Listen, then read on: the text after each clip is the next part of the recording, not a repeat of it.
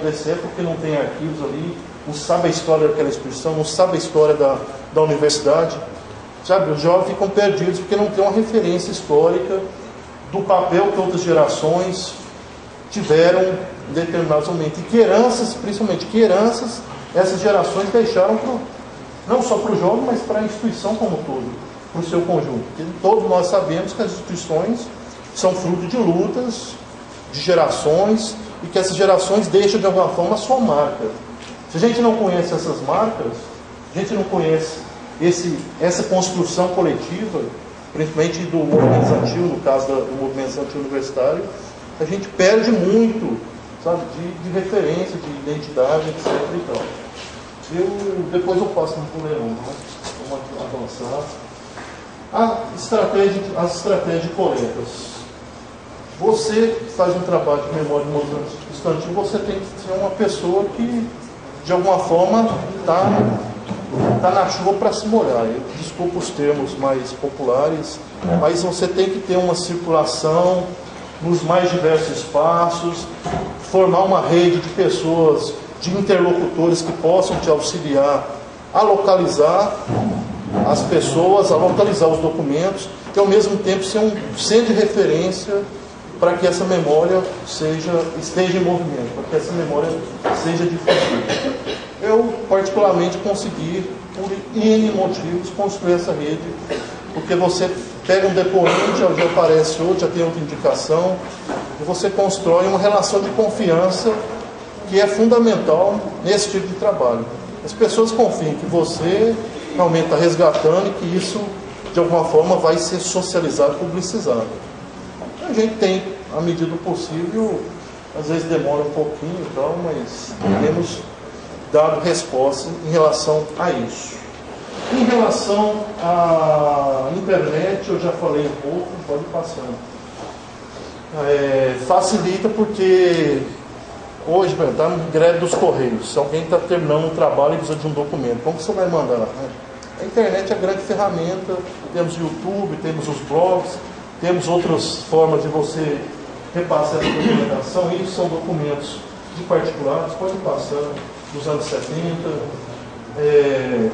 anos 70 também. Eu tenho de outras épocas, mas não deu tempo de trazer porque não tinha tempo.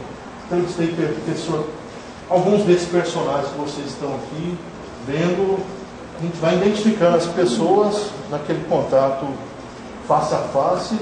E a gente tenta, por exemplo, tem um professor Brandão que faltou tempo, não que ele dar entrevista, faltou tempo da gente fazer esse tipo de trabalho. Renildo, eu já entrevistei há pouco tempo agora.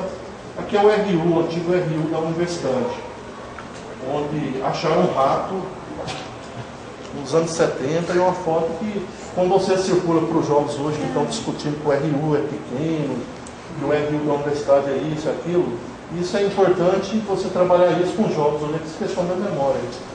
É importante porque, pode passando, porque os jovens têm interesse nas histórias, nas memórias. Às vezes falta a facilidade de ter acesso a isso, pode passando. Por exemplo, visibilidade dos movimentos. Hoje os movimentos também estão produzindo, e a gente não vai registrar isso. Então a gente tenta também, ao mesmo tempo que a gente está resgatando a memória, tentar registrar o que os jovens estão fazendo hoje. São movimentos de geografia na UFPE o ano passado, geografia de luta, assembleia, não sei o quê, tem um ônibus ali. É uma reivindicação daquelas visitas que o pessoal queria cortar, alguma coisa. É importante, eu não falei no caso do RU, por exemplo, usando o blog para isso. Hoje, em média, o nosso blog tem 300 acessos. Eu sempre vejo que tem muitos jovens consultando o blog. Quando tem episódios, por exemplo, como a inauguração do RU, é um momento de você produzir textos, trazer essa discussão histórica para hoje, porque os jovens passam a se interessar pela história. Por exemplo, falar, o RU ficou 18 anos sem funcionamento. Por isso. E, sabe, a gente tem que, de alguma forma, fazer o ontem, o hoje, o passado, o presente, que é um exercício muito importante, que a internet facilita muito esse aspecto. Pode passar. Eventos também, onde traz pesquisadores que estudam hoje a juventude, mas também pesquisadores que estudam a juventude de ontem. Sobretudo a questão do direito, a memória e a verdade, que está sendo muito discutido. Pode ir passando. A imprensa também é outro canal. Acho que tem um espaço muito privilegiado para você formar e informar, sobretudo, as gerações diversas, etc. TV, jornal, etc. Dividindo o conhecimento, por aí vai. Uma matéria muito grande no Estadão, recente. Mas pode ir passando. Eventos de extensão, eventos como esse também, que a gente tem que estar trazendo as contribuições. Pode ir passando, não sei se tem um minuto. Já tinha, passando. Temos várias opiniões dos usuários, vamos dizer, dos usuários do DVD-ROM, do blog. Eu acho que o grande um rapaz estava terminando a monografia sobre a corrente revolucionária em Minas, que usou várias entrevistas que só eu que fiz. Aí ele fala que o trabalho dele fundamental para a concretização desse trabalho serviu muito. Ou seja, sem essas entrevistas eu não fazia o trabalho. Eu acho que eu não estou contando muita vantagem, mas pode passando. Os desafios atuais e futuros, sempre a formação dos estudantes, que os estudantes participem desse tipo de atividades, que os estudantes contribuem, e ao mesmo tempo que eles estão fazendo esse tipo de trabalho, eles estão se formando profissionalmente, se formando para a cidadania, etc. Criação do site, a gente não teve tempo de fazer o site. O catálogo também, hoje, às vezes, a pessoa tem que ir no Google para tentar localizar, não tem um catálogo específico. E vários problemas administrativos que faz parte da rotina do dia a dia, antigamente eu perdia muito tempo com isso, hoje eu perco um pouco menos, mas são questões que precisam ser superadas para esse tipo de trabalho e como estratégia mesmo para difusão, uma coisa mais automática. Pode ir passando, acho que é o final. Obrigado aí, gente, muito bom estar aí compartilhando. Gente, essas instituições brasileiras, que o Liber lá atrás, a gente tanto compartilhou muita coisa, mas obrigado e vamos a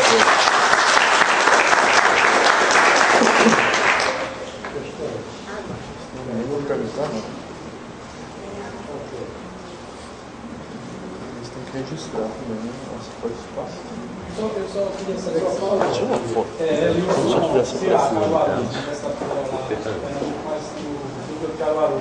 Se tu falou aí na questão do registro da memória, e eu vi muitos vídeos e fotos. Existe algum software que você está utilizando para esses blogs? Principalmente para essa questão do catálogo, já que vocês não têm um catálogo, né? Isso. Porque é o seguinte, o blog é atualizado semanalmente. Então o blog já é um catálogo. Você vai na primeira postagem, vai até a última, você tem aquele período do blog para as coisas que estão acontecendo. Agora, o que vai surgindo depois, infelizmente, eu já não tenho catalogado.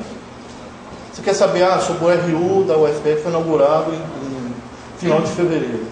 Aí no blog é facinho você... No blog é facinho você ir lá em fevereiro, com certeza em fevereiro eu postei alguma coisa sobre isso.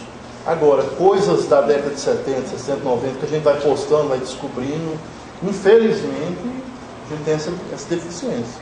Por exemplo, época de eleições de reitor é uma época importantíssima para mobilizar os jovens, para entender que a instituição tem uma história, aquelas pessoas que estão se candidatando têm uma história dentro da instituição. E falta para o jovem conhecer, por exemplo, eu fugindo um pouco da sua questão, por exemplo, entrevistar esses personagens que estão se colocando como candidatos. A gente fez isso com os candidatos da UFPE e fizemos junto com o da Rural. Como foi a sua época de juventude? Você foi militante? Que propósito você tem para os jovens? Tem que aprimorar muito isso. Agora, o site que vai suprir essa lacuna, porque ali você vai ter N canais para você. Anos 30, fato tal. Aí seria uma ferramenta muito importante. Mas não deixa de desmerecer o blog, porque o blog, de alguma forma, é um instrumento de acesso, de difusão, embora não esteja organizado. Vai demorar mais a achar, mas... Né? A gente sempre orienta, assim. Edilene, da UFPE. fulano disponibilizar, coletar, mas eu queria saber o procedimento de armazenagem, backup, preservação desse material digital, impresso, se é o teu blog, possibilitar que o pessoal baixe isso, ou seja, está tornando redundante, isso possibilita, de certa forma, a preservação dessa memória, que você preocupa. Se já tem estratégia, se você já pensou isso, como é que isso vai acontecer? Olha, a questão do armazenamento. Tudo. Hoje não tem nada, papel eu estou deixando quieto, estou evitando. Tem pessoas que querem doar um documento original. Fala, não doe, deixa eu. Porque é uma dificuldade você manter esse material guardado. Não tem esse know-how todo, não tem verba para isso, vamos dizer. Aí você faz o seguinte, a gente grava tanto em vários sites na internet, e-mails, etc., como em DVD-ROM. E geralmente uma cópia impressa daquilo também. São únicos instrumentos que a gente tem. Embora às vezes está guardado no mesmo lugar, aí é outra estratégia errada. Se acontecer alguma coisa, já era. Tem vários casos de perdas irreparáveis. E aparece o professor Fernando Teixeira ano passado, ele coletando, acho que na Itália, teve não lembro o que foi. Aí o pessoal estava reconstruindo os picadinhos, os fragmentos, depois daquela perda. Mas eu acho que a internet ainda é uma forma de você guardar esse tipo de material e também tem que aperfeiçoar para pendrive, sei lá. Sua filiação institucional, o FPE, você é professor? Sou pesquisador. No departamento de ciência política. Então, agradecemos.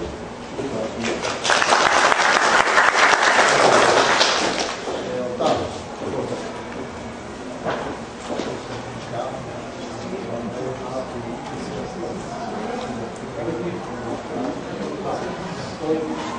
Sequência, nós vamos chamar a Diana, que é professora de Holanda, e o título da Diana é a produção de artigos científicos desde esquecimento sobre a ótica da memória coletiva e do uso social da informação. A Diana Holanda é aluna do mestrando de Ciência da Informação do programa de pós-graduação da Ciência de Informação da Universidade de Mestrando até semana que vem. Mestrando até semana que vem. Prata. Então abusem agora. Depois eu queria abusar não.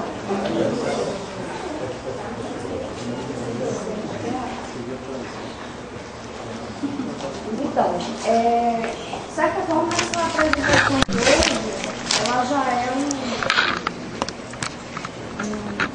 pedacinho do que vai acontecer semana que vem.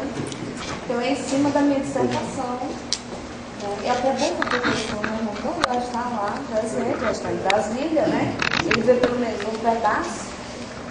Que eu foquei, entre outros temas que eu abordo com relação à memória e ao esquecimento no trabalho, eu trabalho com a memória sob a ótica do uso social da informação, né, em relação à memória coletiva. Isso é um dos capítulos, né, na verdade. Então, o conceito de informação que a gente utilizou para chegar lá no conceito de memória foi a representação semelhante à noção de classificação. Eu não vou, nesse momento, na defesa, eu acho que eu vou fazer isso sim, nesse momento nós estamos citando os autores do Adolfo buscar isso. Eu vou apresentar da forma mais breve possível. Essas formas de representação da sociedade, essas concepções, essas imagens, e visões de mundo que os indivíduos produzem, reproduzem, absorvem com tranquilidade, elas fazem parte das práticas sociais. Um dos autores também aqui na nossa frente, o Pedro Neto, saiu até agora, né, e trabalha com essa questão da representação da informação. As formas de representação da informação com base nos estudos da semiótica.